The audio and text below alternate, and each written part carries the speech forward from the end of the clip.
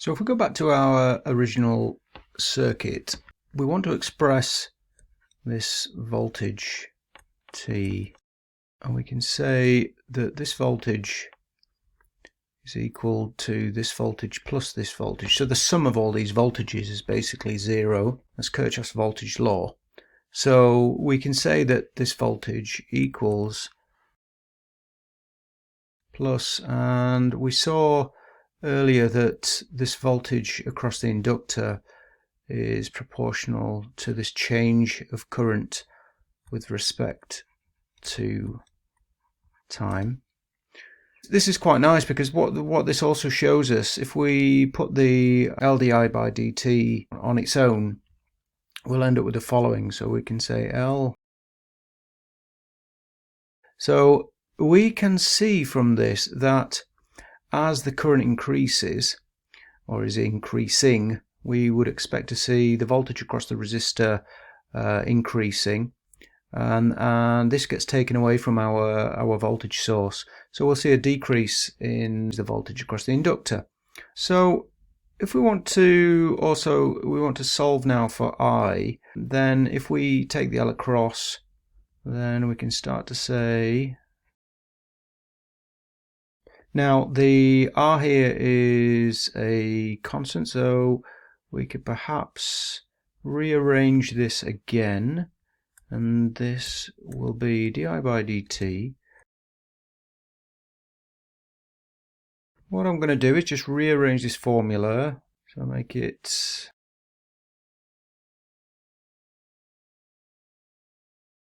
so if we consider t equals 0, this is the point at which we literally apply voltage into this circuit. Now we can't get instantaneous change in current, so at t equals 0 the current must also be equal to 0. This also means that if we consider this equation, this is pretty cool, because if this is 0, then the voltage here, this voltage, it must mean that Vt equals L di by dt.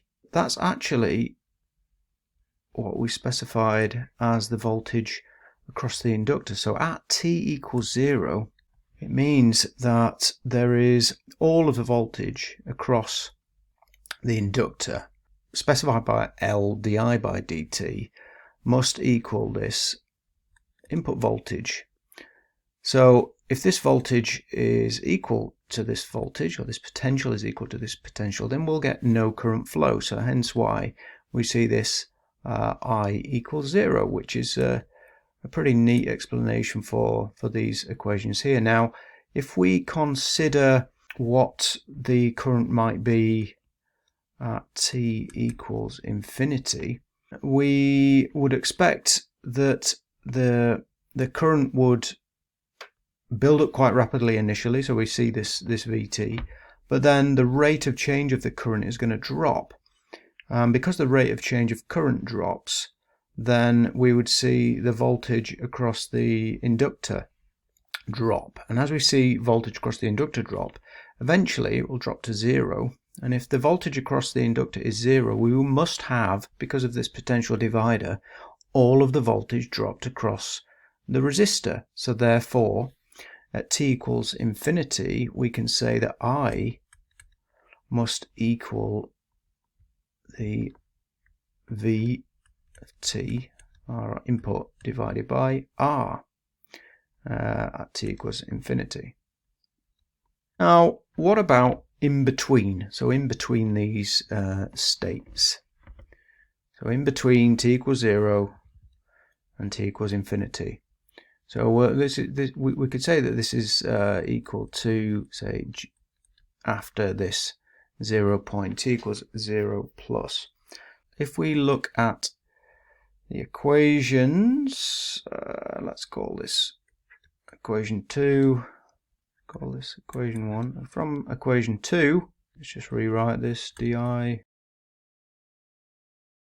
What we can do is we want to get the eyes on one side and everything else preferably on the other side. So if we bring this expression over, so we end up with di.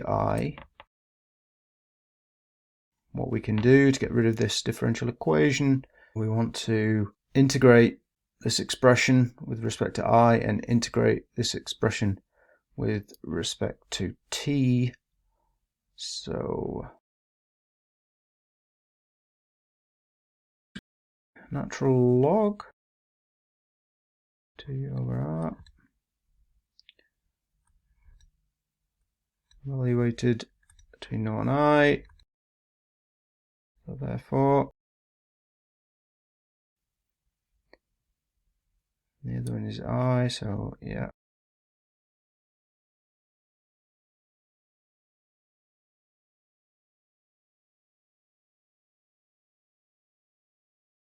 And if we take the antilog to get rid of this nastiness, so that cancels out the e to the power effectively, and then this is going to be e raised to the power of minus r over lt.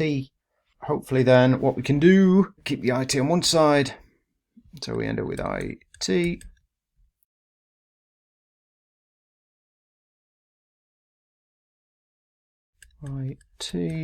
equals v over r. Vt is that's our input. 1, that's a minus e to the minus r over lt. So that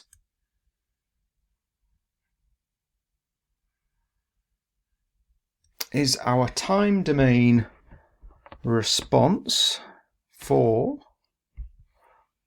this current it. Now clearly there was some integration and some fiddly pokey stuff with the logs and the antilogs to get to our ultimate expression there. What we're going to explore now is a way or a method utilizing the Laplace transform, which will negate the need to do all of this malarkey. Okay, so if we go back to our original equation, so if we start basically again in this time domain, express this voltage mesh in terms of its currents. So I'm just gonna not write down I'm not going to use this t suffix because it's a little bit easier to do the math. So I can just say that the v equals, so v is our vt with respect to time, I is the it here. Okay, so the first thing we can do, ideally I want to get rid of this L di by dt and just have it as a di by dt. So if we divide everything by L, that's a good start. So I'll end up with v over L.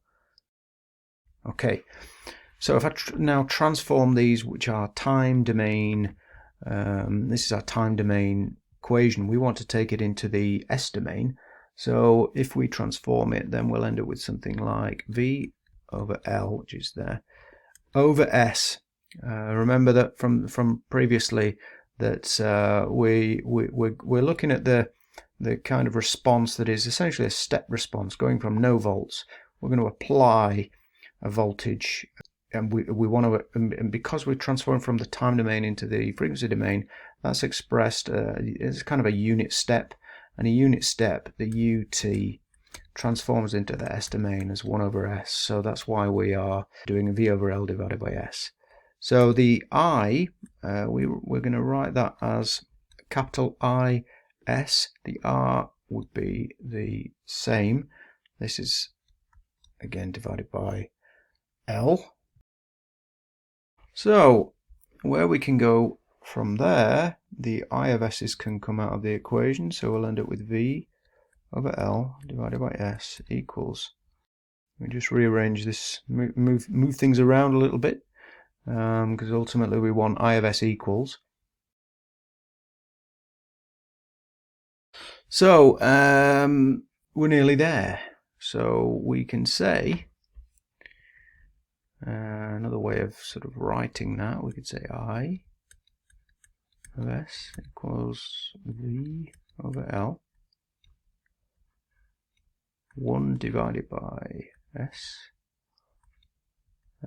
plus R over L. Now, awesome. Now V over L is a constant, so when we go back into the time domain, that's going to remain the same. The I of S is going to transform to our I of t, but how to deal now with this S bracket S? Because this is a constant over S and it's multiplied by a constant over S plus this R over L, then we could say that this I of S is also equivalent to A of S, which we don't know A at the moment, plus B over S plus R over L. We need to find A and we need to find B. Because we know that I of S is equal to this, then we can then say then this must equal this, so therefore what I can write is V over L.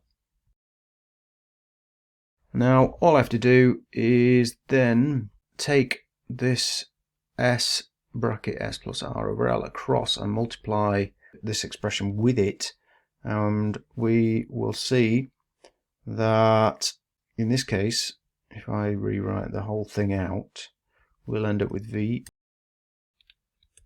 Let's put S as 0 into the equation, then we will end up with V over L. If we bring the L across and the R down, we can therefore say, so what else can we do? We could make S equal minus R over L. So let's do that. S equals minus R over L, and in that case,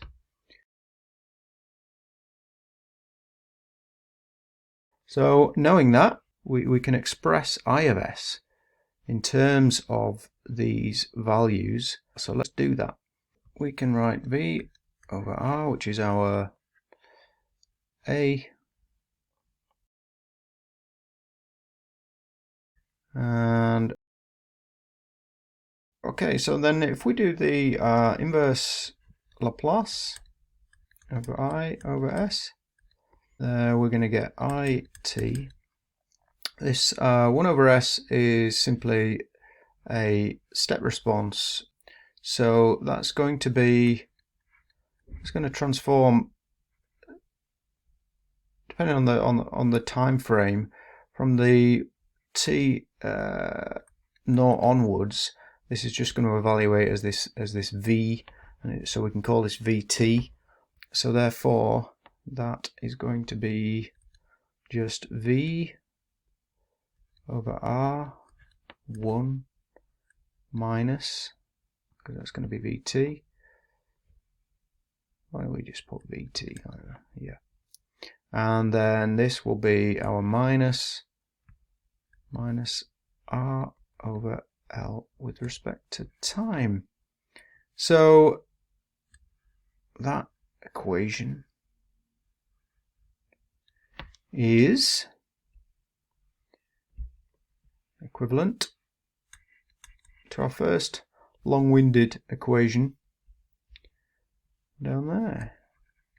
So one is using the integrals. So we're solving this differential equation.